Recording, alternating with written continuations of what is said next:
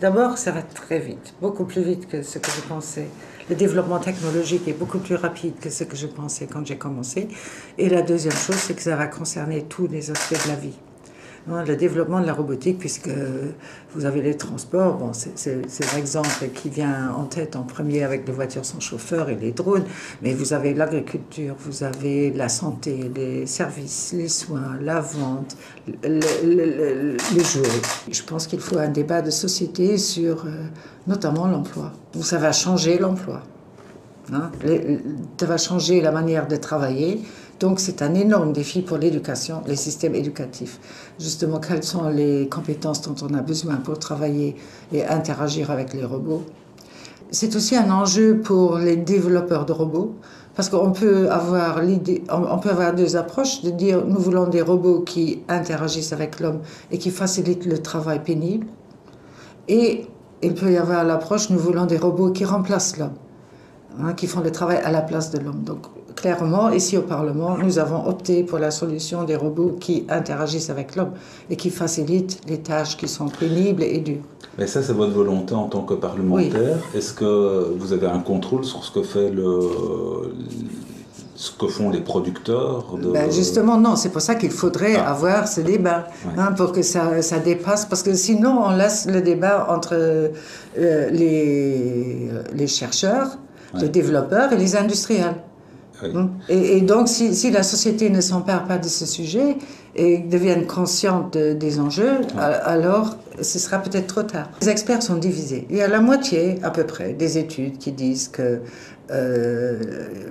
entre 35 et 80% des emplois actuels seront détruits. Mais ça me semble exagéré.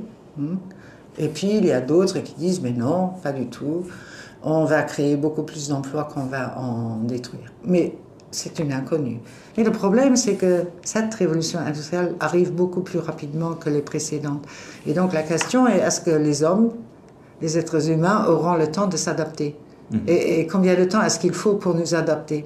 Je crois qu'il ne faut pas faire peur, mais qu'il faudrait quand même d'abord observer plus précisément ce qui se passe et puis développer des scénarios différents. Donc s'il n'y a pas de problème dans la perspective optimiste, bon, ça va, il faudrait organiser des cours de formation, du recyclage, veiller à l'éducation. Mais si vraiment l'option pessimiste arrive, je pense qu'il faudra se préparer. Parce qu'on reproche toujours aux politiques de ne pas prévoir. Cette fois-ci, nous savons qu'il y aura des changements. Donc autant discuter maintenant de la manière dont on pourra organiser ça. Notre système de sécurité sociale et une grande partie de l'impôt repose sur le travail. Donc si le scénario du pire devait arriver, donc il y a massivement des gens qui ne trouvent plus d'emploi, le travail devient quelque chose de rare et l'imposition du travail ne suffira pas à financer la sécurité sociale. Or, quand même, on ne fait pas de la politique pour les robots, on fait de la politique pour les hommes.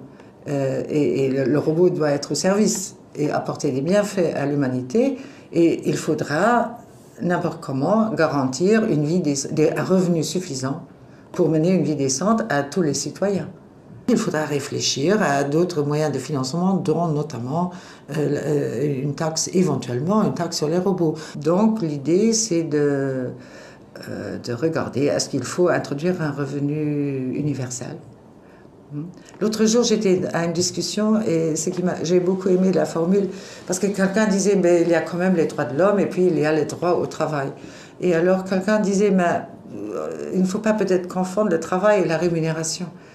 On a le droit d'être utile de s'investir quelque part.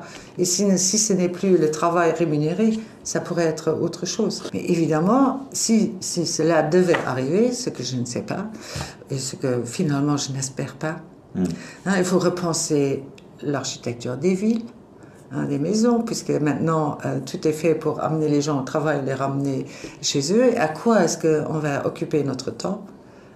Parce que c'est bien de dire maintenant je suis libre, parce que j'ai rencontré aussi des gens qui disent mais pourquoi vous êtes si mal à l'aise ? Mais dites, on est libéré du travail et donc on a le loisir. Mais comment est-ce qu'on va occuper ce loisir? Qu'est-ce qu'il faut penser? Ça peut être de la chute de l'Empire romain aussi. Hein. Ah ben moi vous savez que je suis latiniste, alors donc voilà, forcément, je pense à le pain et les jeux. Mais il faut quand même aussi assurer le pain.